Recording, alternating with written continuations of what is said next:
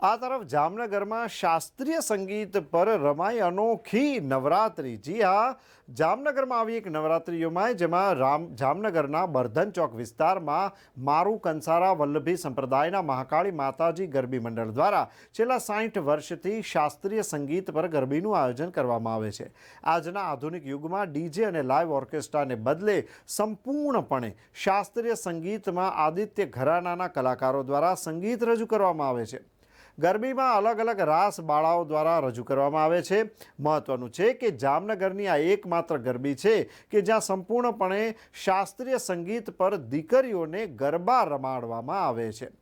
ગરબીમાં હર હર મહાદેવ, વર્ષે ભલે વાદળી, કનૈયા બાંસુરી બજાય સહિતની 36 જેટલી કૃતિઓ રજૂ કરવામાં આવે છે, જેમાંથી સૌથી લોકપ્રિય આ કૃતિ વર્ષે ભલે વાદળી છે।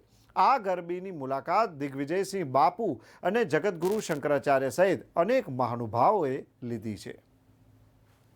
અમારી વલ્લભી સંપ્રદાયની આ ગરબી જે અત્યારના ખૂબ જ આધુનિક સમય કે જેને અત્યારે ડીજેના તાલે જ ઝૂમવું ગમે છે, સરસ મજાનું તૈયાર થવું ગમે છે, છતાં પણ આપણી એક પરંપરા આવી કે જે શાસ્ત્રીય સંગીત કહેવાય છે, જેના ખૂબ સરસ 7 સ્વર અને 5 રાગ આવેલા છે। એવા આધુનિક યુગમાં પણ આપણી પરંપરા જાળવવી એ આપણું ખૂબ જ મહત્વનું કામ છે, જે અમે છેલ્લા 80 વર્ષથી કરીએ છીએ।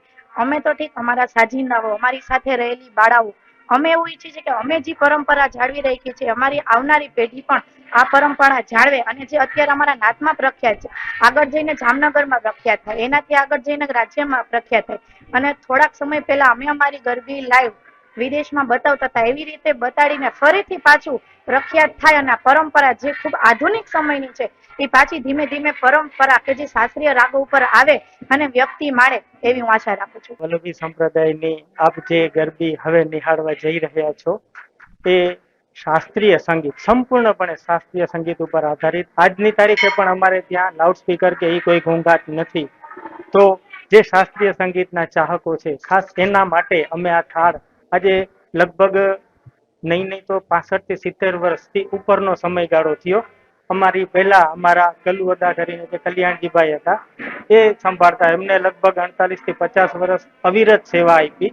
અને અહીંયા જે રચનાઓ રજૂ થાય છે તો એ બલદેવ ભટ્ટ, ચતરંગદાસજી, આવા બધા જે મહાન જે ખેરખાઓ, શાસ્ત્રીય સંગીતના ખેરખાઓ કહેવાય, ઉપરાંત પ્રવીણસિંહ બાપુ, મોહનભાઈ, આ બધા જે શાસ્ત્રીય સંગીતના ખેરખાઓ, પ્રવીણસિંહ બાપુ આખા ગુજરાત નહીં, કદાચ ઇન્ડિયાની અંદર એક જ એ વાદ્ય કલાકાર એવા હતા જે એમનું વાદ્ય વગાડતા હતા।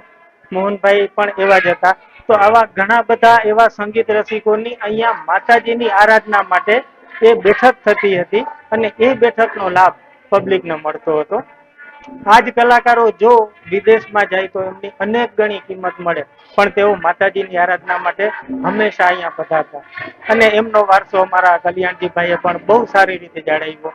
અત્યારે અમે બધા પ્રયત્ન કરીએ છીએ કે એમાંથી જેટલું પણ પીરસી શકાય, કારણ કે આ બીજા બધા જ તમે જોયા હશે ડિસ્કો દાંડિયાના, તો એના કરતા બહુ અલગ છે, સંપૂર્ણપણે શાસ્ત્રીય રાગ ઉપર, અને એ મનને મગજને શાંત કરે, શાંતિ આપે અને માતાજી તરફ લઈ જાય, માતાજી તરફ આપણા મનને લઈ જાય, આવી અમારી બાળાઓ જે રચનાઓ રજૂ કરે છે।